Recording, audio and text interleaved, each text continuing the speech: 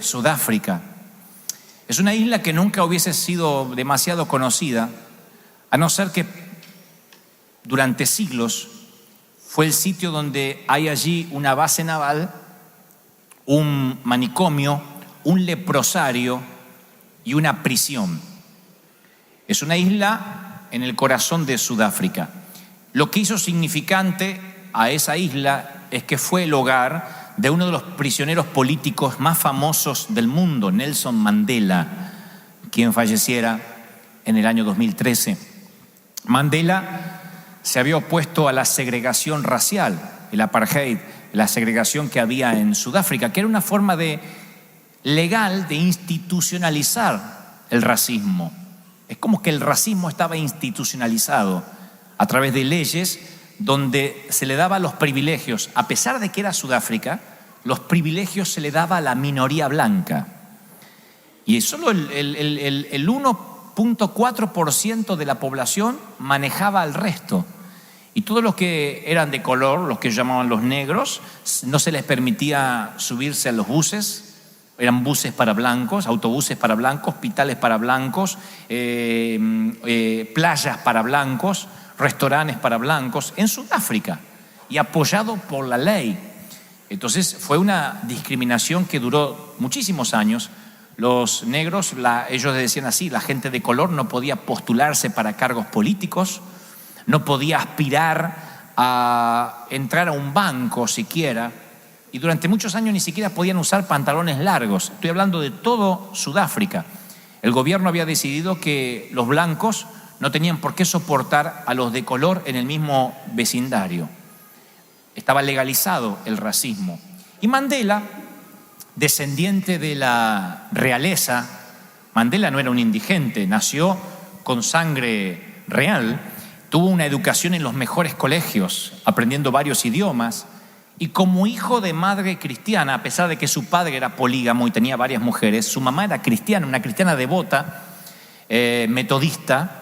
Él también, Mandela de pequeño, adoptó la fe de su mamá y amó a Dios con todo el corazón y amó también a la gente. Y siendo un joven abogado, Mandela empezó a experimentar humillaciones. Yo leía parte de la historia ayer y hoy por la mañana, donde decía que siendo un abogado y perteneciendo a la realeza o siendo descendiente de nobles, vivía unas humillaciones terribles, absolutas, a tal punto de en cierta ocasión orinarse encima, puesto que recorriendo todos los baños públicos no lo dejaban entrar a ninguno porque le decían que era un negro y los negros no podían orinar donde los blancos lo hacían.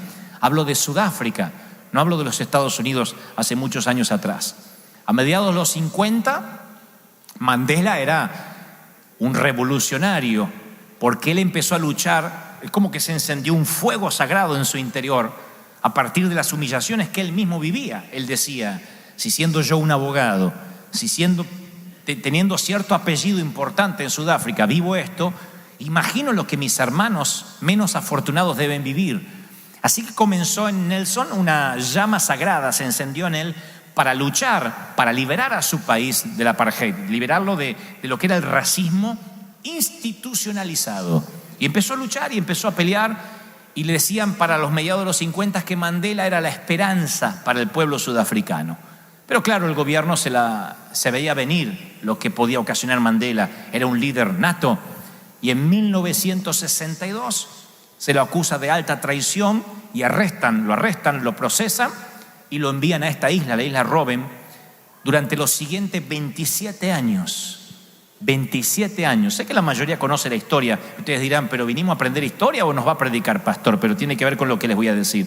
27 años, donde solo pudo mirar el mundo a través de las rejas.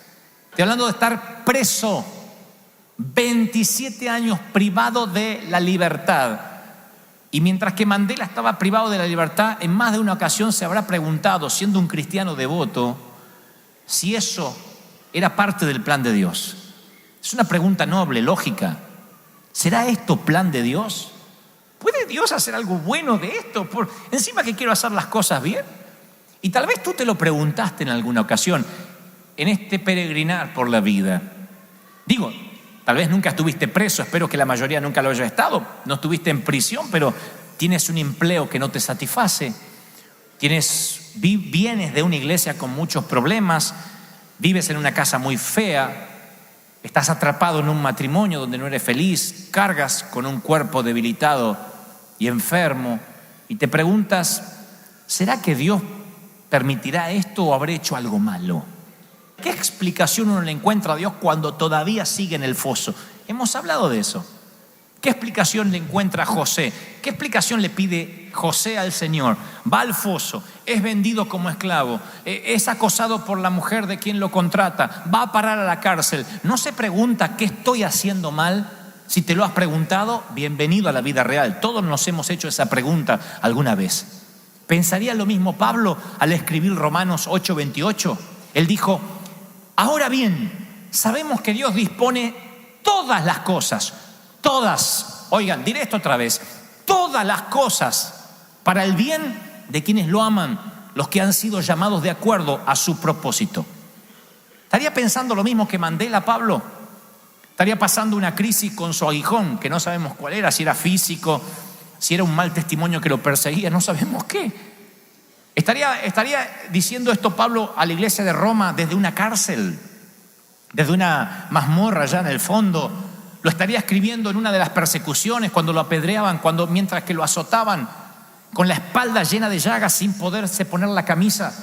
Estaría hundiendo la pluma en la tinta para escribir. ¿Todas estas cosas me van a ayudar para bien? Yo creo que sí, porque Pablo no pasó una vida de rosas. Así que puedo imaginarme el contexto de cuando él escribe que todas las cosas ayudan para bien. Por eso yo quiero que esta mañana entendamos esto. No somos marionetas en manos del azar. Nuestra vida es una narración perfecta desde que nacemos hasta que nos toca irnos de aquí.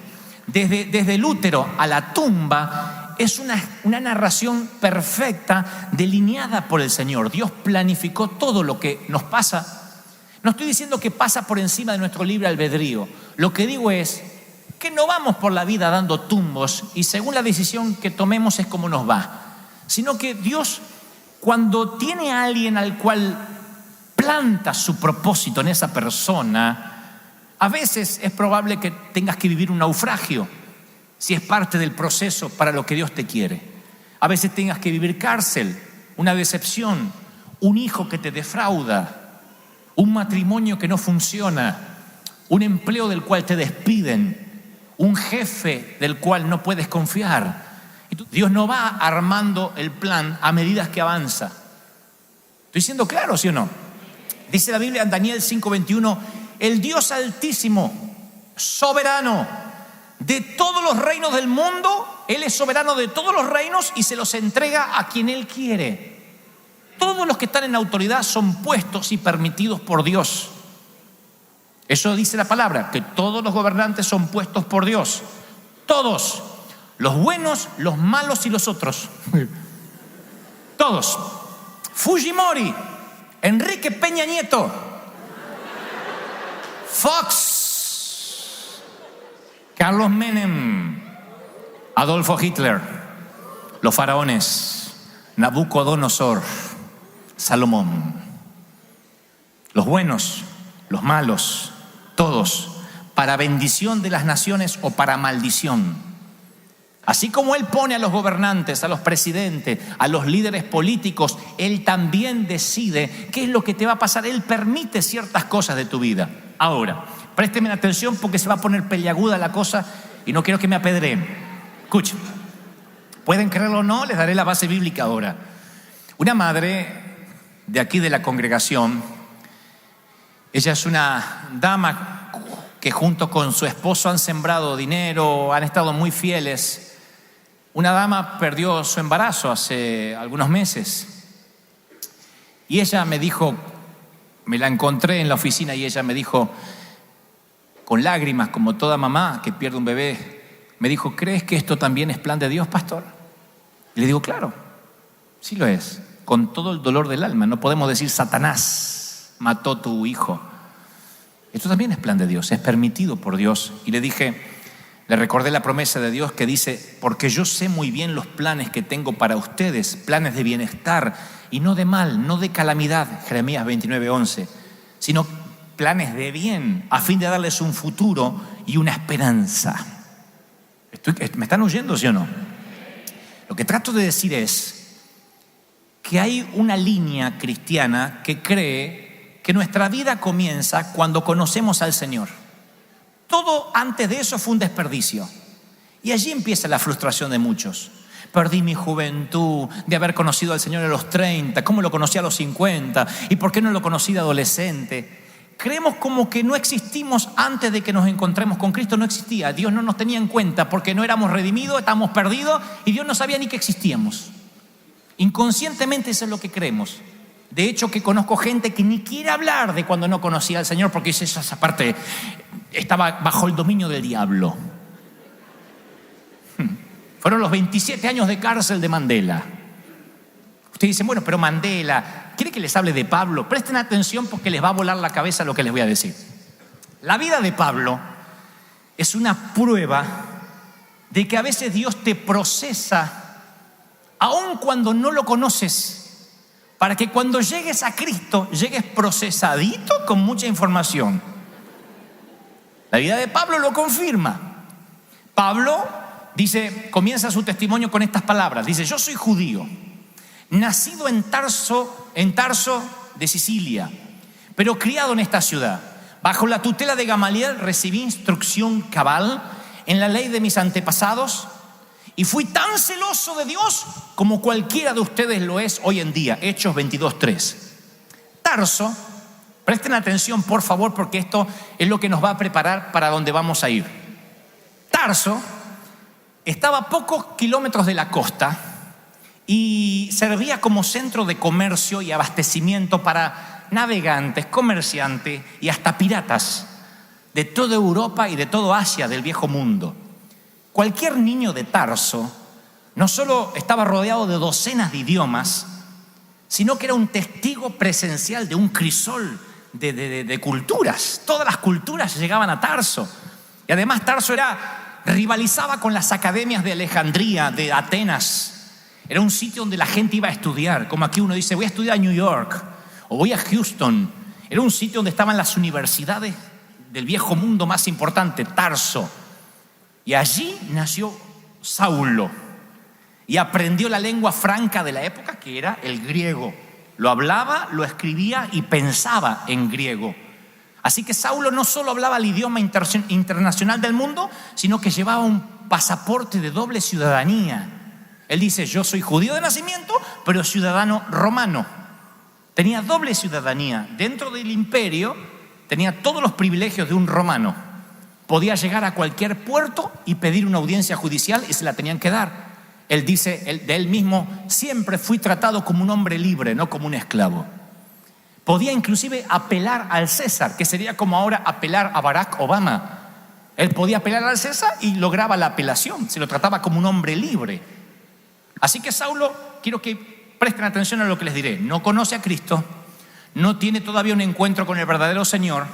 Habla perfecto hebreo, habla griego, es un académico, tiene una preparación increíble, pero no obstante sus padres lo envían a Jerusalén a estudiar y tiene todo lo que un misionero podría necesitar: conocimiento cultural, dominio lingüístico, documentos para viajar y un oficio para ganarse la vida y, como él mismo dice más tarde, no ser de carga para nadie. Yo me pago mis gastos. No me decía qué ofrenda me van a dar, él se pagaba los gastos. Nunca fue un parásito, nunca estuvo pensando a ver si me dan algo. Él decía: yo me gano mi sustento para no ser carga. Sabía fabricar, no sé, cuando no predicaba y cuando no lo apedreaban o no lo metían en la cárcel, fabricaba carpas. Esto va para alguien que dice: quiero servir tiempo completo para Dios. Y este hombre no sé cómo se las arreglaba, vendía carpas y mientras que lo apedreaban decía: no me quieren comprar una carpa, y porque tenía que vivir. Así que Saulo se va a estudiar a Jerusalén. Y no es cualquier estudiante, es un estudiante extraordinario. ¿Cómo lo sé? Dice Pablo, cuando ya se transforma en Pablo, más adelante le dice a los Gálatas: en la práctica del judaísmo yo aventajaba a mis contemporáneos. en mi celo exagerado de las tradiciones de mis antepasados. Ya Dios estaba procesando a Saulo. Ustedes dirán, ¿y qué desperdicio? ¿No? ¿Por qué en vez de Judas no fue Saulo uno de los discípulos? Pero Dios dijo, para mi plan no necesito tenerlo al lado de mi hijo.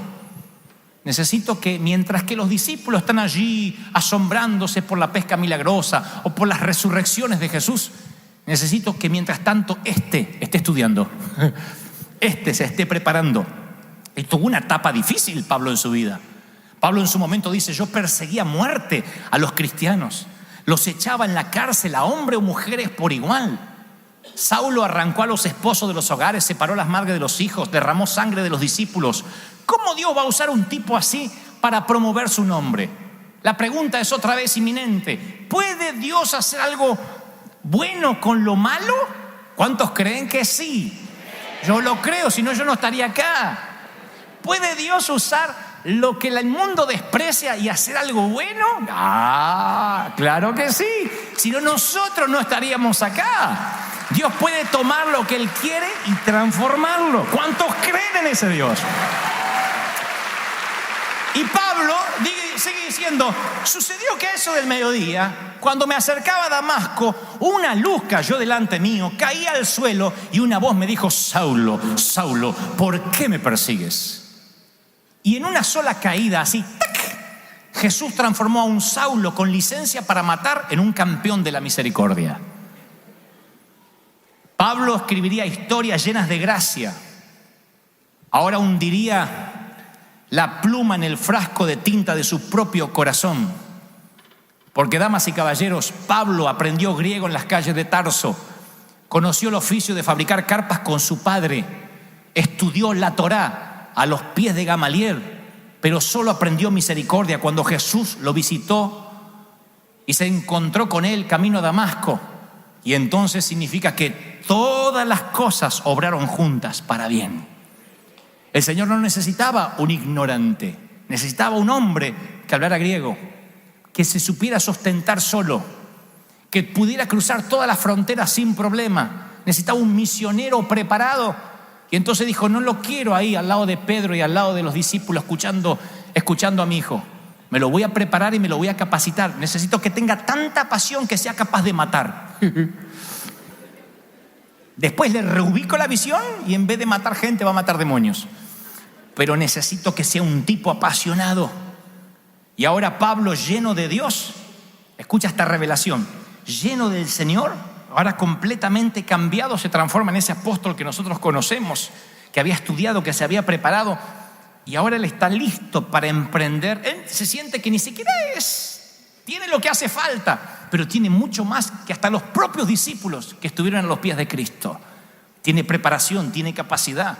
Mi querido, todos esos malos jefes que tuviste, los despidos, los colapsos nerviosos, los meses en una cama de hospital, el divorcio, las crisis en el matrimonio, las buenas oportunidades, las malas decisiones, las enfermedades, mezcladas, cocinadas, batidas, son puestas en el horno por Dios. Y Dios dice, tengo un plan con esta persona. Y nosotros cuando estamos en el horno quemándonos nos preguntamos si acaso todos estos ingredientes van a resultar en algo que valga la pena poner en la mesa. Y cuando, como una dama que cocina, titis, suena el horno, el microondas, saca el pastel. Y para los que no sabemos cocinar, que solo vimos los huevos, el desastre y la harina, dicen, no puede ser, ¿el horno hizo eso? Y nos dicen nuestras mamás o nuestra esposa, no, yo lo hice. ¿Y cómo sabías que al mezclar esto con lo otro iba a dar este pastel? Es porque desde el inicio, antes de que el pastel me viera, yo ya estaba viendo el pastel. Antes de que Saulo me conociera, yo ya estaba viendo a Saulo. Antes de que tú vinieras a River Church, Dios ya te estaba viendo, te conoció. Él sabía de ti. ¡Aleluya! ¿Por qué digo esto? Porque cuando entendemos esto, redime tu pasado. Hay gente aquí que dice, yo lo que lamento es haber perdido tanto tiempo en aquella iglesia, con ese pastor. ¡No! Dios necesitó que pases por esa iglesia. Dios necesitó que pases por ese matrimonio. Dios necesitó que pases por esa etapa de desierto, de cárcel. Necesitó que pasaras por esa enfermedad, lo necesitó. A Mandela lo confinaron a una celda de 2 metros por 2 metros con una ventana que daba al patio. Tenía una mesa, un colchón, pueden ver hasta la foto si googlean en Wikipedia, y 3 mantas, un colchón que se ganó después de 10 años, antes dormía en una manta, y un balde que podía salivar, hacer sus necesidades o afeitarse. Él podía decidir en qué lo iba a usar. 27 años comiendo comidas a base de maíz, crema de mazamorra a la mañana, de almuerzo, y cena choclo, maíz. Mandela se despertaba a las 5 de la mañana, picaba piedras todo el día y paraba a las 5 de la tarde. A las 8 tenía que estar dormido. Y la discriminación continuaba en prisión. Los presos negros tenían que usar pantalones cortos y jamás podían comer pan. 27 años tuvo Mandela allí y Dios usó la cárcel para procesarlo. Él leyó todos los libros que pudo. Estuve investigando esta mañana, leyó al novelista ruso León Tolstoy, leyó al premio Nobel de Literatura John Steinbeck, leyó a la inglesa Daphne du Maurier, que era hija de un francés, a quien luego Hitchcock llevara sus mejores obras al cine. Y de allí Mandela se refinó. Aprendió poesía, el arte de la negociación. Tenía un estilo cinematográfico para pararse, para hablar. Aprendió el arte de la oratoria solo leyendo libros en la prisión. Perfeccionó su capacidad para negociar y perdonar. Y durante 27 años, todas las mañanas hizo 100 lagartijas y 200 abdominales. ¿Escucharon, maridos? No esperes ir a prisión. Se ganó el favor de los guardias. Los guardias les pagaban para que molestasen a los negros. Pero contaría Mandela luego en su biografía: me gané el favor de los guardias leyéndoles la Biblia y discutiendo sobre temas teológicos. Los desafiaba y les decía: demuéstrame que no hay Dios y yo les demostraré que sí lo hay. Y por ganarle la discusión lograba predicarles el evangelio, y luego Mandela terminaría diciendo su acuñada frase y famosa frase: no hay hombre tan duro que no puedas construir un puente hacia su corazón.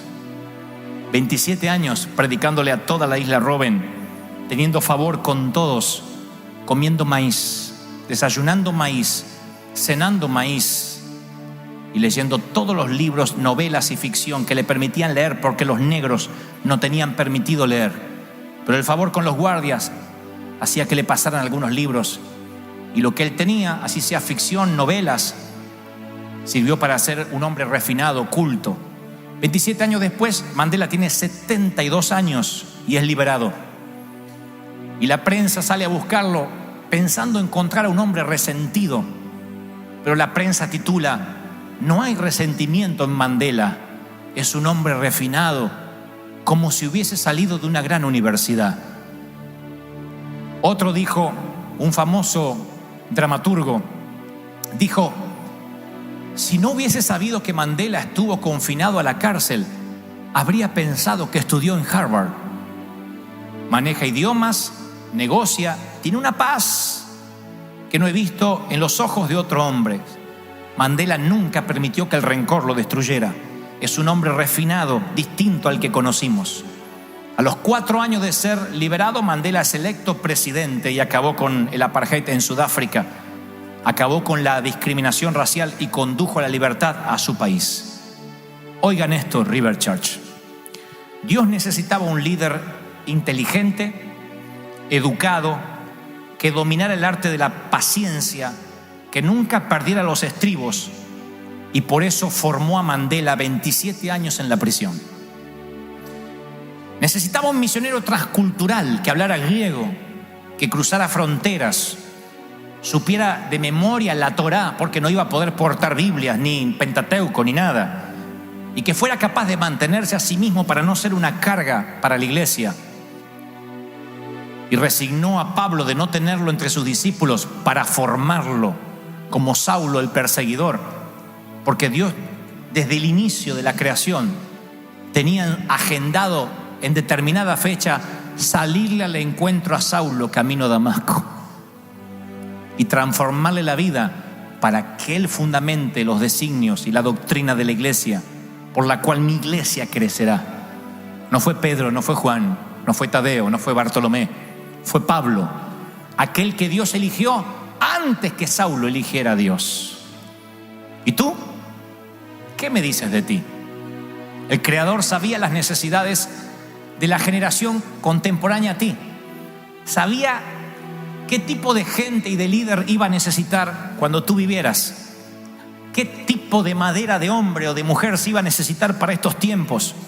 Y entonces la Biblia dice: somos hechura de Dios, creados en Cristo Jesús para buenas obras, las cuales dispuso de antemano, a fin de que la pongamos en práctica. Lo que trato de decirte es que desde antes de conocer a Dios, aun cuando eras un borracho, te divorciabas, estabas perdido, aún así Dios te estaba procesando para ser lo que hoy eres, precisamente para un momento como este. Eres parte de un plan.